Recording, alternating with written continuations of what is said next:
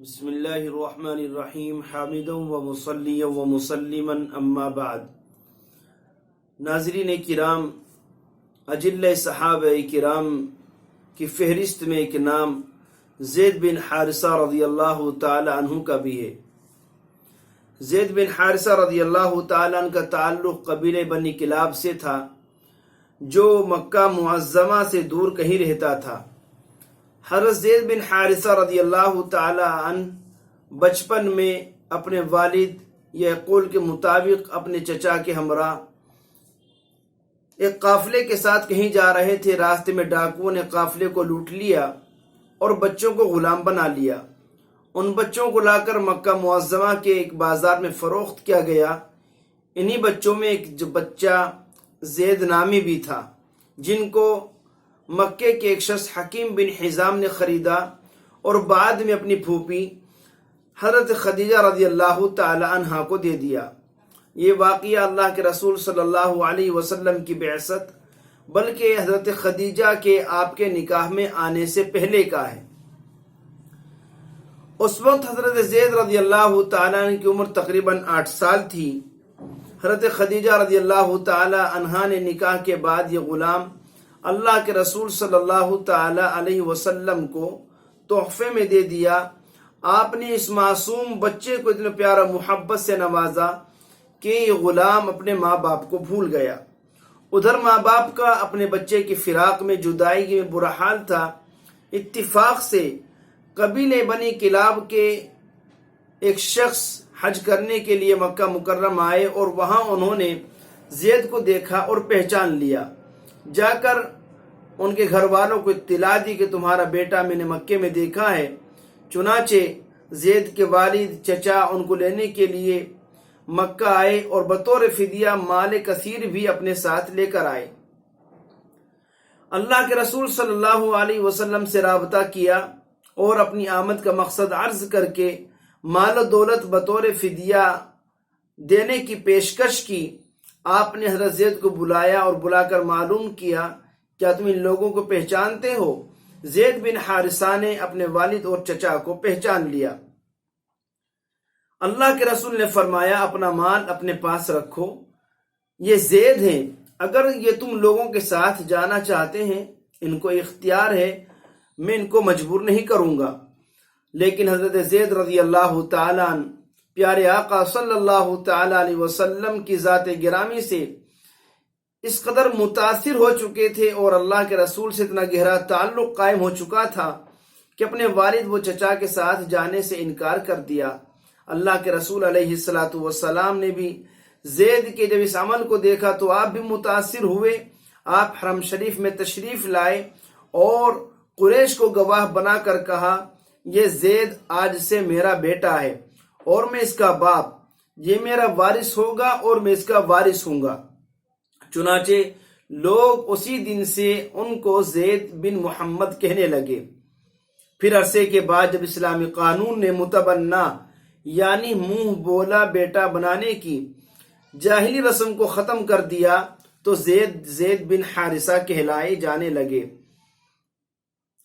پھر جب اللہ تعالیٰ نے عالم انسانیت پر اپنا سب سے بڑا احسان فرمایا اور آپ صلی اللہ تعالی علیہ وسلم کو بعثت ہوئی، یعنی آپ کو نبوت سے سرفراز کیا گیا، تو سب سے پہلے بچوں میں ایمان لانے والے، غلاموں میں ایمان لانے والے زید بن حارثہ رضی اللہ تعالی عنہ ہی ہیں، اور ایمان لانے کے صلے میں ہر تکلیف میں اللہ کے رسول صلی اللہ علیہ وسلم کے صحیح و شریک رہے ہیں۔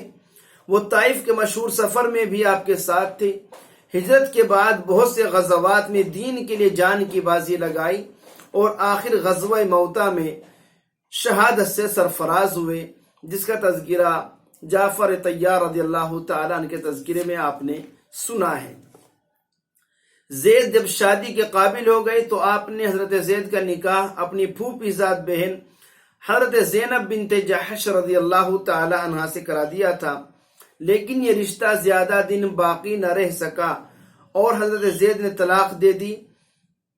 اس کے بعد آپ ہی نے حضرت زید کا دوسرا نکاح حضرت ام ایمن سے کر دیا۔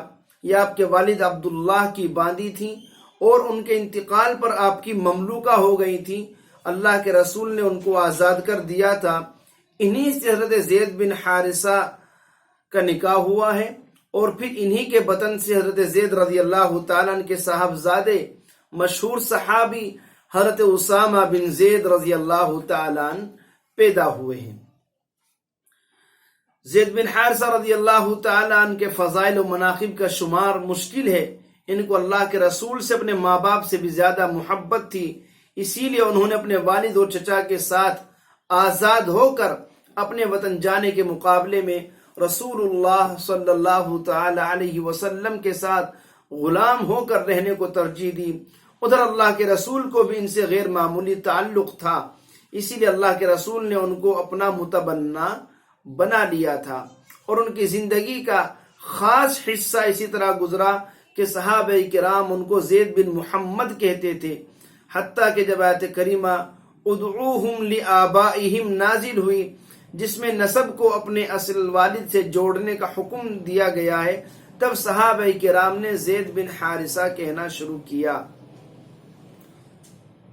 اگرچہ اس آیت کے نازل ہونے کے بعد حضرت زید کا نسب تو اپنے والد حارثہ سے جوڑ دیا گیا، لیکن اللہ کے رسول صلی اللہ تعالی علیہ وسلم کے قلب مبارک میں ان کی محبت بیٹے کی محبت ہی کی طرح رہی، اور آپ اس محبت و تعلق کا اظہار صحابہ کرام اور حضرت زید رضی اللہ تعالیٰ عنہ سے کرتے بھی تھے۔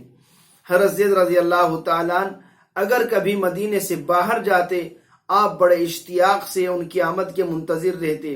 حضرت عائشہ صدیقہ رضی اللہ تعالیٰ عنہ بیان کرتی ہیں کہ زید بن حارثہ کہیں باہر سے مدینہ طیبہ تشریف لائے، اللہ کے رسول علیہ السلام میرے گھر میں تشریف رکھتے تھے۔ زید رضی اللہ تعالیٰ عنہ نے دروازہ کھٹکھٹایا اور اللہ کے رسول کو معلوم ہو گیا کہ یہ زید ہیں۔ آپ اتنی سرعت کے ساتھ ان کے استقبال کے لیے نکلے کہ آپ کی چادر مبارک جسم مبارک سے نیچے کھسک گئی اور آپ اسے گھسیٹتے ہوئے ہی باہر نکل گئے۔ حضرت عائشہ فرماتی ہیں میں نے کبھی بھی آپ علیہ السلام کو اس حالت میں باہر نکلتے ہوئے نہیں دیکھا۔ آپ نے ان کو گلے لگایا اور بوسہ دیا۔ اللہ کے رسول علیہ السلام کو ان کی بہادری اور قائدانہ صلاحیت پر بڑا اعتماد تھا۔ چنانچہ سن 8 ہجری میں غزوہ موتا کے لیے جو آپ نے جو لشکر روانہ فرمایا، اس کا امیر حضرت زید بن حارثہ رضی اللہ تعالی عنہ کو ہی بنایا تھا۔ موتا جو ملک شام میں ایک جگہ کا نام ہے، مسلمانوں کا مقابلہ روم کی فوج سے تھا۔ حضرت زید رضی اللہ تعالی عنہ نے انتہائی بہادری اور جواں مردی کے ساتھ جہاد کیا اور شہید ہو گئے۔ آپ کو ان کی شہادت کی بہت تکلیف ہوئی، اور پھر آپ نے شہادت کی خبر سن کر فرمایا استغفروا لاخیکم قد دخل الجنۃ وهو یسعى، اپنے بھائی زید کے لیے مغفرت کی دعا کرو، وہ دوڑتے ہوئے جنت میں داخل ہو گئے۔ حضرت زید رضی اللہ تعالیٰ عنہ کو یہ مقام بھی حاصل ہے کہ قرآن کریم میں باقاعدہ نام لے کر ان کا تذکرہ آیا، فلما قضى زید منها وطرا زوجناکها۔ تو یقیناً بڑے عظیم صحابی ہیں، اللہ کے رسول کے متبنہ منہ بولے بیٹے ہیں۔ پیارے آقا علیہ السلام کو زید بن حارثہ سے بڑی شفقت، بڑی محبت، بڑا گہرا تعلق رہا ہے، اور آپ نے ان کے ساتھ وہ معاملہ کیا جو کہ باپ اپنے حقیقی بیٹے کے ساتھ کرتا ہے، اور حقیقی بیٹے سے باپ کو جو محبت ہوتی ہے، آپ نے حضرت زید بن حارثہ کو محبت دی کہ وہ اپنے حقیقی ماں باپ کو بھول گئے، اور اللہ کے رسول علیہ السلام کی غلامی کو انہوں نے منظور کیا، اور بالآخر جام شہادت غزوہ موتا میں نوش فرمایا۔ اللہ تبارک و تعالی ہم کو بھی پیارے آقا علیہ السلام سے ایسی ہی سچی اور حقیقی محبت عطا فرمائے جیسی محبت صحابہ کرام کو اور بالخصوص زید بن حارثہ رضی اللہ تعالیٰ عنہ کو تھی۔ اللہ تبارک و تعالی ہم سبھی کو صحابہ کرام کا تذکرہ کرنے، دوسروں تک ان کی تعلیمات کو پہنچانے کی توفیق مرحمت فرمائے۔ آمین۔ وما علینا الا البلاغ المبین۔